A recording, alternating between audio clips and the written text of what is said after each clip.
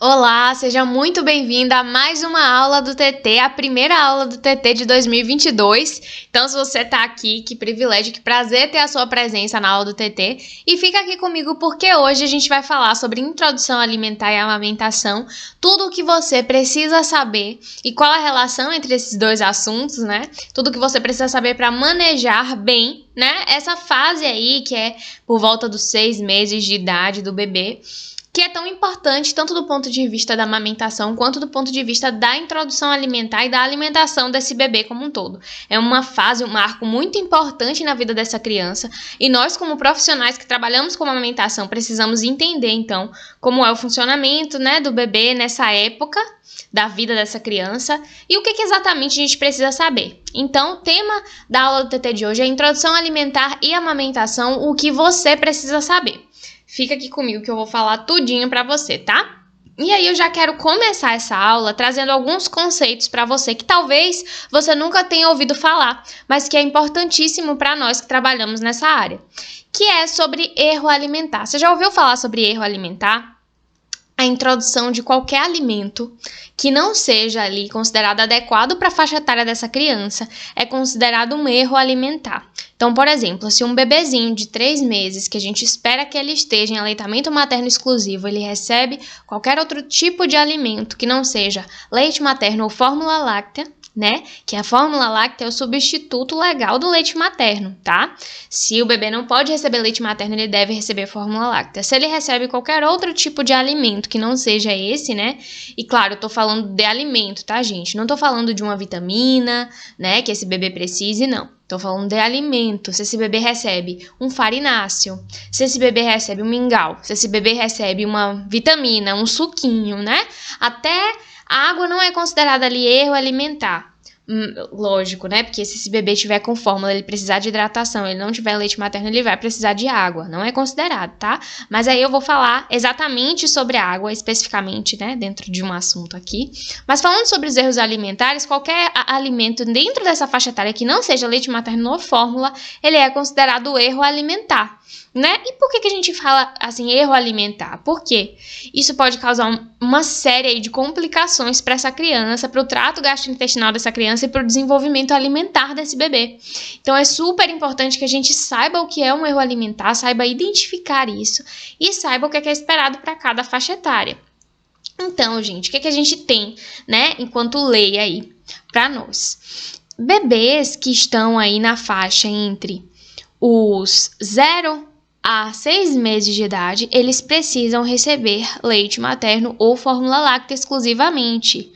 Ah, Carol, mas se eu comecei a introdução alimentar aí da criança por volta dos 5 meses, ainda é considerado um erro alimentar? Ainda é considerado um erro alimentar. A gente chama isso de introdução alimentar precoce, né? Ela deveria acontecer com 6 meses. O que é o padrão para a introdução alimentar? Isso tem que estar muito claro na sua mente. A gente precisa de 6 meses completos, mais sinais de prontidão do bebê. E o que são sinais de prontidão? Esse bebê precisa sustentar a cervical e esse bebê precisa sentar sem apoio, tá? E levar as coisas até a boca. São 3 sinais de prontidão muito importantes, são marcos do desenvolvimento neuromotor desse bebê. Se ele já sustenta a cervical, se ele já senta sem apoio, né, consegue se manter sentado sem apoio por um longo período, né, e se ele já leva aí os objetos até a boca, isso significa que ele está pronto para a introdução de outras consistências na dieta, do ponto de vista neuromotor, do ponto de vista de proteção até de via aérea, né? Então tem muita mãe aí que tem medo do bebê engasgar para fazer aí, por exemplo, o BLW, e tem muito receio desse bebê engasgar. E é claro que no processo de aprendizagem, esse bebê pode vir a, né, ter um gag acentuado. O que é o gag, Carol?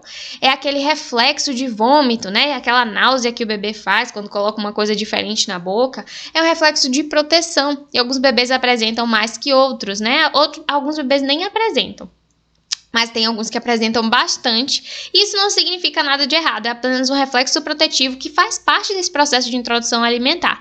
E aí muitas mães têm medo que esse bebê engasgue, às vezes acha que isso é um engasgo e não é, né? Se esse bebê tiver sinais de prontidão e tiver 6 meses, pode ficar despreocupado que esse bebê já tem, né, os aparatos necessários para começar uma introdução alimentar. E claro, se ele não tiver comorbidades associadas, né, comorbidades, alguma doença associada, né, alguma questão neurológica, a gente sim tem um bebê preparado, então, para começar a introdução, e a gente pode começar a introdução alimentar pelos sólidos, sim, né? Quando a gente vai falar lá da disfagia, a gente sempre fala sobre isso. A gente começa a introdução de sólidos quando a criança ela tem controle de tronco, controle de cervical, né?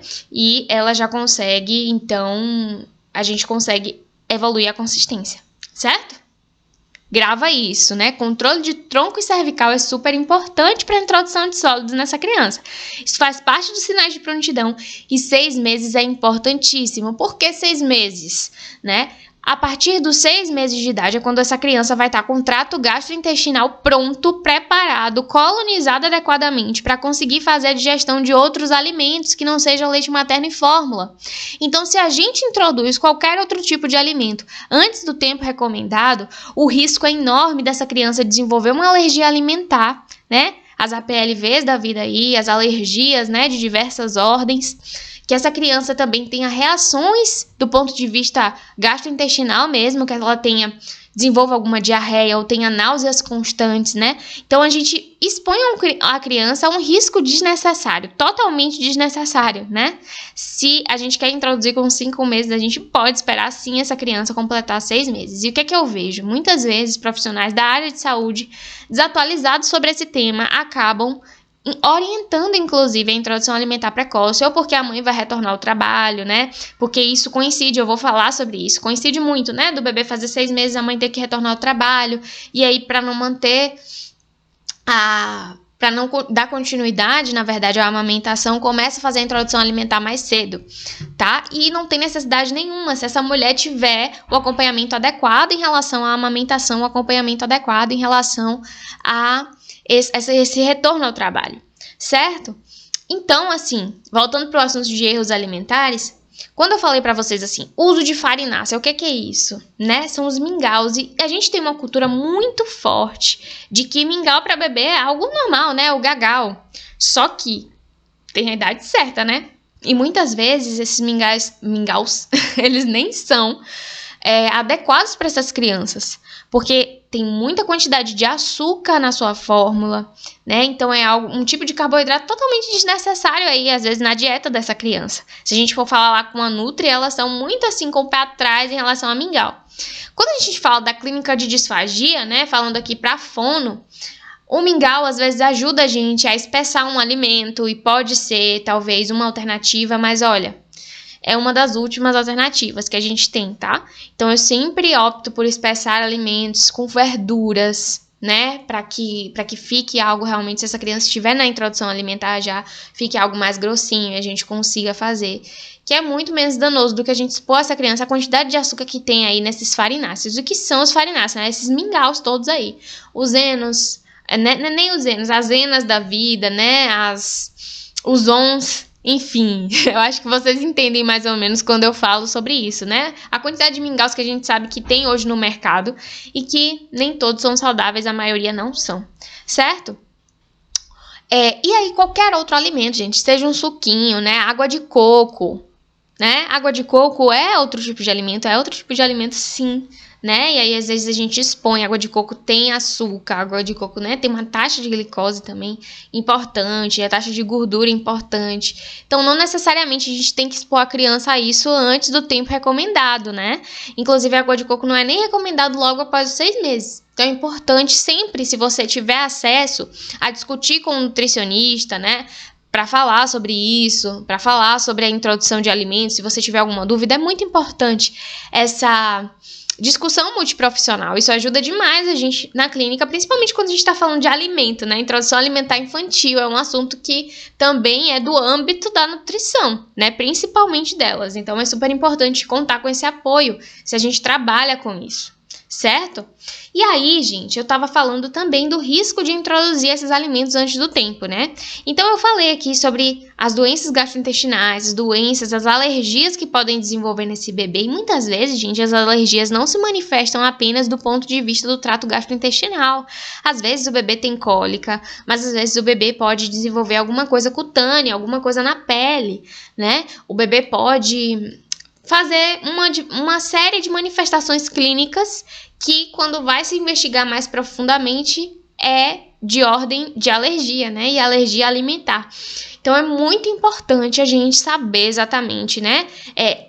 Preconizar e priorizar, assim, o tempo certo para a introdução alimentar, tá? Então, sempre 6 meses, mais sinais de prontidão. Nunca antes, né? Não é frescura. Às vezes fala assim, mas a gente não podia ir negociar. E eu já fiz isso muito trabalhando em hospital. Então, eu quero lembrar vocês aqui, que isso é muito prejudicial para as crianças. Muito. A gente tem outras maneiras de não fazer a introdução alimentar precoce nessas crianças, para conseguir atingir os nossos objetivos terapêuticos. O que acontece é que muitas vezes a gente tem a cultura do desmame muito forte e o que acaba acontecendo é que a gente quer negociar coisas que, na verdade, deveriam ser inegociáveis, né? Muitas vezes a gente quer, a gente não podia fazer assim, mas tantos bebês fazem e não tem nada porque muitas vezes não é investigado, porque muitas vezes a gente não dá a devida importância àquilo e lá na frente o bebê pode apresentar alguma coisa que foi reflexo dessa introdução precoce, né, da alimentação desse bebê. Então, é muito importante a gente saber de tudo isso, tá? É importante dizer também que se a gente não inicia a introdução alimentar no tempo adequado, é claro que essa criança também vai desenvolver algum tipo de dificuldade para essa introdução, né? Então, é muito importante que a gente não pode essa criança das experiências, né, sensoriais, orais, tá? Para que ela possa se desenvolver no âmbito geral. A criança começa a experimentar o mundo pela boca. E tudo isso, desde lá da amamentação, vai fazer com que essa criança chegue mais pronta no momento da introdução alimentar e com que ela consiga experimentar novos sabores, novas texturas, né? E que ela tolere melhor isso na boca e que ela consiga realmente de maneira mais assertiva, né? Esses dias vi até um vídeo de um bebezinho de 11 meses comendo uma coxa de frango, assim, coisa que até eu às vezes tenho dificuldade, mas ele muito direitinho, né? Sinal de que ele teve um bom processo de alimentação e de introdução alimentar. E isso pode ser possível para todas as crianças. Claro que tem crianças que vão ter questões mais peculiares do que outra, cada criança é única, mas a gente tem sim os marcos e esses marcos precisam ser respeitados, tá? A amamentação, ela faz parte do processo de introdução alimentar. Então, a gente tem sempre que lembrar que a amamentação ela não termina na introdução alimentar. Muito pelo contrário, um bebê que está em introdução alimentar, ele está ali nos 6 meses, né? Que a gente começa a introdução de novos alimentos. Mas essa introdução, ela vai perdurar até o 1º ano de idade desse bebê. Então, ele tem mais 6 meses para aprender o que são novos alimentos, para experimentar novos sabores. E durante esse tempo, o principal alimento dessa criança vai ser o leite materno ou a fórmula láctea. Então, é super importante que a gente entenda isso, né? Que o principal alimento é o leite materno. E se esse bebê tá amamentando direitinho, a amamentação ela deve continuar em livre demanda. Então, muitas mães, né, têm essa dúvida assim, como é que eu vou começar a introdução alimentar se esse bebê tá amamentando em livre demanda, né? Eu dou o TT antes, eu dou o TT depois, eu intercalo alimentos com TT, como é que faz, né? E é super importante lembrar que a amamentação, ela continua sendo em livre demanda. E é muito legal se a mãe, sim, ofertar o TT antes de ofertar os alimentos para o bebê. Por quê? Se você expõe o bebê à introdução de novos alimentos, ele com fome, vai ser muito mais difícil, né? Ele vai ficar muito mais irritado, porque ele ainda não entende, né? Que aquele pedacinho de maçã que você colocou na frente dele é comida. Que ele ainda não entende que aquela verdurinha que tá ali na frente dele é comida. Ele pode até levar na boca, né? Porque o bebê vai levar tudo na boca, ele vai experimentar tudo pela boca, né? Se você colocar um pote de areia na frente, ele vai meter a mão e vai levar na boca também, né? Isso é natural dos bebês. Então, ele não sabe diferenciar o que é um pote de areia e o que é um pote de alimento, tá? Mas é a partir disso que ele vai começando a entender, né? A trabalhar toda a questão de motricidade oral e aí preparar os órgãos fonoarticulatórios para comer, certo? E o bebê que está mais tranquilo, que está saciado, que já entende que o TT é TT e que é isso que alimenta ele vai ter um desempenho muito melhor, tá? No processo de introdução alimentar. E uma das coisas que muitas mães e acabam que muitos profissionais aí ainda não sabem diferenciar é que, assim, a introdução alimentar, ela é um processo realmente de introdução. Logo nos primeiros meses, nos primeiros dias, não é para o bebê ficar de barriga cheia. é para ele experimentar, é para ele tocar, é para ele cheirar, é para ele viver realmente novas experiências sensoriais, orais e de textura. Então, assim, não espera que o bebê vá comer tudo. Tem bebês que vão fazer isso? Tem bebês que sim, tem bebês que não vão ter questão nenhuma, mas vão ter outros bebês que vão demorar um pouco mais para entender que aquilo é alimento, né, para levar à boca e deglutir uma quantidade significativa que ele vá realmente se sentir saciado só a partir daquele alimento, tá? Então, livre demanda continua. Tem que continuar até o 1º ano de idade, se a mãe estava fazendo ali livre demanda de amamentação. E é lógico que nos momentos aí do almoço, no momento do jantar, esse bebê vai também vir à mesa e ele vai ser exposto a novos tipos de alimentos, tá? E sempre pensar assim, né? Em primeiro lugar, não é para o bebê encher a barriga, é para ele entender ali o que é o contexto alimentar. E aí ser introduzido nisso, né? Porque, afinal de contas, se alimentar não é só uma questão de motricidade oral, não é só uma questão de deglutição. É muito mais social, né? O alimentar-se é social, né? Então, o bebê tem que entender esse contexto. Também fala muito do ponto de vista de linguagem, né? Então, se a gente tem esse bebê aí na mesa, com os pais, com os familiares, participando desse momento, ele vai fazendo associações, né? De que aquilo que colocou no prato é alimento, que leva na boca para comer, tudo isso faz parte. Se o adulto troca com ele nesse momento, né? Então a gente também está preparando a linguagem desse bebê para entender que aquilo é alimento e isso leva um tempo, tá? Então tem que muito ajustar as expectativas das famílias e as nossas próprias expectativas em relação ao desenvolvimento dessa criança, tá? Aí, sempre me perguntam o seguinte, qual é o método ideal, Carol, para iniciar a introdução alimentar de uma criança, né? Eu faço o método tradicional, eu faço o BLW, o que é que você aconselha?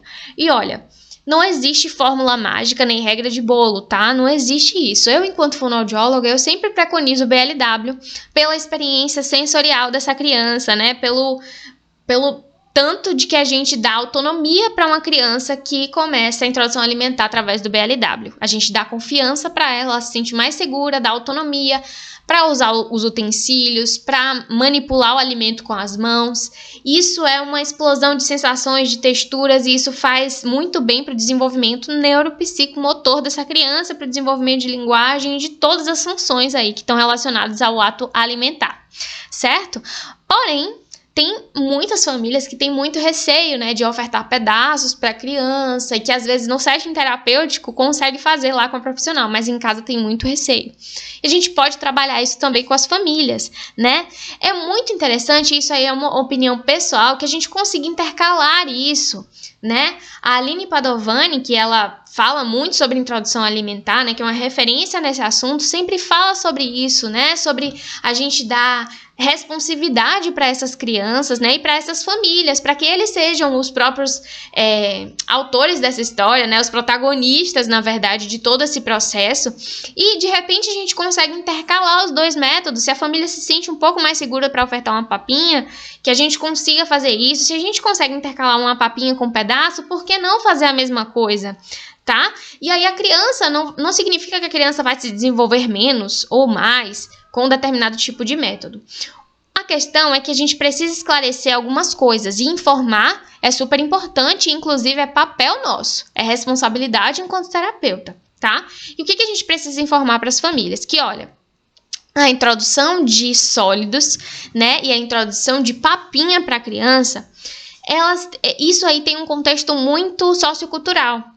Crianças que receberam papinhas na infância, muitas vezes receberam papinhas porque era só o que elas conseguiam comer. Por quê? Porque era ofertado antes do período adequado, que é os 6 meses de idade. Então, quantas crianças, né, com 3 meses, com 4 meses, começaram a receber mingauzinho, né, feijãozinho batido? Ainda hoje, eu recebo relatos aí de mães ou de profissionais que falam assim, lá onde eu trabalho, as mães disseram que deram isso aqui para a criança só tem 3 meses, né, papinha de não sei o que lá. Por quê? É a única coisa que a criança vai conseguir deglutir com segurança, ela não vai conseguir, não vai ter autonomia sobre pedaços, né? Então, para a criança conseguir, né, vai fazer o quê? A papinha, tudo batido. Então, a gente precisa também dar confiança para essa família, de que, olha, mãe, se ele já sustenta a cervical, se ela já leva as coisas à boca, você não tem por que ficar com medo de ele engasgar com esse pedaço, mas que existem também manobras para poder desengasgar o seu bebê. Se isso acontecer em casa, né, com um brinquedo de repente, né, às vezes a gente tem esses acidentes e essas famílias precisam estar, assim, muito bem preparadas para lidar com esse tipo de situação, né, saber o que fazer, e nós, enquanto profissionais, precisamos orientar em relação a isso. Em uma outra aula do TT eu falei sobre isso, né, sobre disfagia em bebê, sobre ressuscitação cardiopulmonar em bebê. Se você procurar aqui, tem uma aula especificamente falando sobre isso, tá? E aí a gente tem também que respeitar esse processo nas famílias, tá? Porque a gente precisa também entender que cada pessoa vai lidar de um jeito, vai ter mães que vai ser um pouco mais permissivas com o seu bebê e outras que não, mas a gente tem que informar até onde isso é prejudicial ou não para essa criança, tá? Porque muitas vezes a superproteção acaba sendo... as mães têm muito medo, né, desse bebê engasgar, ou muito medo dele se sujar, não sei, mas essa superproteção acaba podando experiências sensoriais que são muito importantes nessa fase tão importante do desenvolvimento da criança, que é a introdução alimentar, tá? Então, é muito importante respeitar esse processo, mas sempre informar sobre os riscos, né, de uma introdução alimentar, assim, que não contemple outras texturas, outros sabores, tá? Existem, por exemplo, mães que querem introduzir doces muito precocemente na dieta da criança e a gente precisa saber orientar quanto a isso também. A gente é formado para isso? Não é formado para isso. A gente precisa estudar sobre isso para poder falar. Ou encaminhar essa família para um profissional especializado. Então, aqui entra a importância muito grande que as nutricionistas pediátricas têm sobre a orientação dessas famílias, né? Sobre o que ofertar, quando ofertar, né? Qual a quantidade que essa criança deve comer, né? Como variar esse cardápio, tá? Então, a gente sim deve sempre preconizar isso na nossa abordagem, né? A variedade do cardápio infantil, mas não é a gente que vai falar sobre qual é o cardápio. A gente precisa encaminhar essa criança para o profissional adequado. E muitas vezes não é o PED que vai dizer isso, né? Às vezes o PED pode estar muito atualizado sobre isso, mas às vezes não. E aí a gente tem que saber também direcionar essa família para o lugar certo, certo? E como eu estava falando, muitas vezes a introdução alimentar ela coincide com o retorno ao trabalho, tá? Mas é super importante dizer que é possível no retorno ao trabalho continuar com a livre demanda de amamentação. Como assim, né? Como é que continua com livre demanda, sendo que a mãe não está presente? Vai ter um outro cuidador para ofertar o TT para essa criança. O TT vai estar armazenado, né? O leite materno vai estar armazenado. Então, a gente precisa orientar essa família sobre como ordenhar, sobre como deixar armazenado, sobre qual é o método de descongelamento, qual vai ser o método de oferta, né? Vai ser na colher dosadora, no copinho. Então, é muito importante. E aí, tem muitas famílias que acabam introduzindo a mamadeira nesse período. Falar sobre o risco da introdução de mamadeira é uma coisa super importante. E nessa fase vai ter família que vai querer introduzir suquinho, né? Vai querer introduzir outras questões que às vezes nem é recomendado para a idade.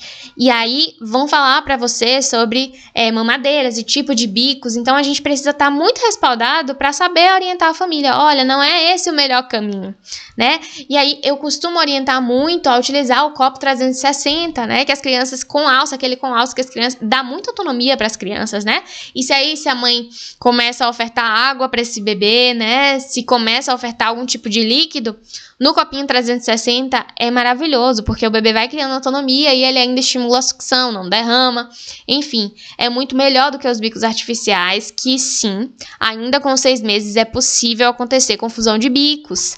Então, às vezes a gente esquece, né, que existe a confusão de bicos. Às vezes a gente trabalha tanto tempo com criança, e criança pequenininha faz muito confusão de bicos, que a gente esquece que não é só na neonatologia que a confusão de bicos acontece, tá? Então, se a mãe quer continuar com alimentação, amamentação em livre demanda, a gente precisa falar, olha, mãe, precisa ter um cuidado maior em relação à oferta de mamadeira. É claro que não é todas as crianças que vão fazer confusão de bicos, mas também existe a questão do quão prejudicial é a sucção, né, nos bicos artificiais para a criança, e que se isso não for retirado no tempo certo, pode ocasionar muitas questões aí do ponto de vista anatômico e miofuncional para esse bebê, para essa criança, tá certo?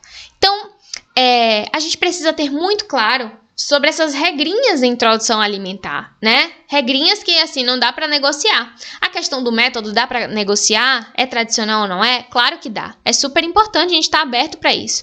Mas tem coisas que são inegociáveis, que são a idade para começar a introdução alimentar, né? Os sinais de prontidão dessa criança. Se essa criança faz 6 meses e ela não tem ainda sinais de prontidão, a criança não está conseguindo sentar com apoio, é super importante que essa criança seja avaliada pelo pediatra, faça um acompanhamento mais de perto com esse pediatra para entender o que está acontecendo, né? Se falta um pouco mais de estimulação, se ela precisa ser encaminhada de repente para o físio, né? A criança ainda não sustenta a cervical, muito importante, né? Que faça esse acompanhamento profissional.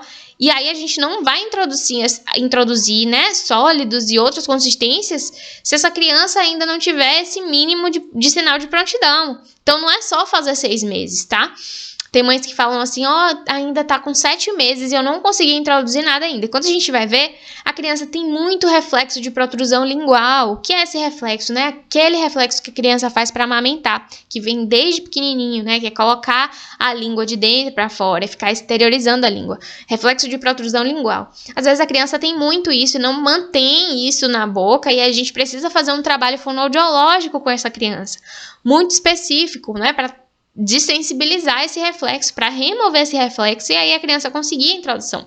Então é muito importante entender como é o desenvolvimento desse bebê, né? Entender como é que esse bebê está funcionando hoje, né? Então chegou um bebê para você, olha, eu quero fazer a introdução alimentar no meu bebê. Primeira coisa, tem 6 meses completos? Ótimo. Segunda coisa, vamos ver sinais de prontidão, como é que tá, para saber se a gente já pode introduzir sólido aqui, como é que a gente vai conduzir essa introdução alimentar. E se você não domina sobre questões, né, de como orientar em relação a cardápio, mesmo que você domine pouco, eu sempre costumo orientar essa família a ter um acompanhamento de um nutricionista pediátrico. Então, contemple esse trabalho multiprofissional. Isso é muito importante, vai te dar maior credibilidade no seu trabalho também. E essa troca é muito favorável para o resultado que você vai ter em terapia com essa criança, tá?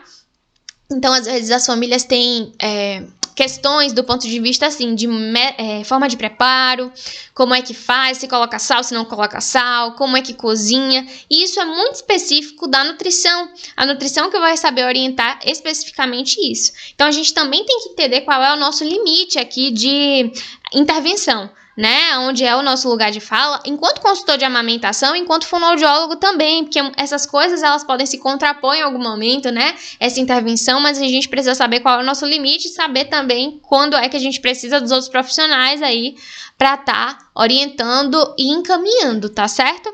Então, gente, muito obrigada pela atenção de vocês. Espero aqui ter contemplado sobre todas as questões aí necessárias para a gente saber, que você precisa saber para poder atuar assertivamente com a introdução alimentar de bebês e crianças, tá certo? E a gente se vê, então, na próxima aula do TT, falando muito mais sobre amamentação, falando muito mais sobre alimentação. Deixa aqui um comentário do que você achou dessa aula e do que essa aula trouxe acrescentou, assim, né, nos seus conhecimentos sobre o tema que você gostaria que eu trouxesse mais aqui para falar com você a respeito, né, da alimentação infantil e da amamentação, que é o nosso carro-chefe aqui, tá ok? Um abraço e eu te espero na próxima aula do TT. Até lá!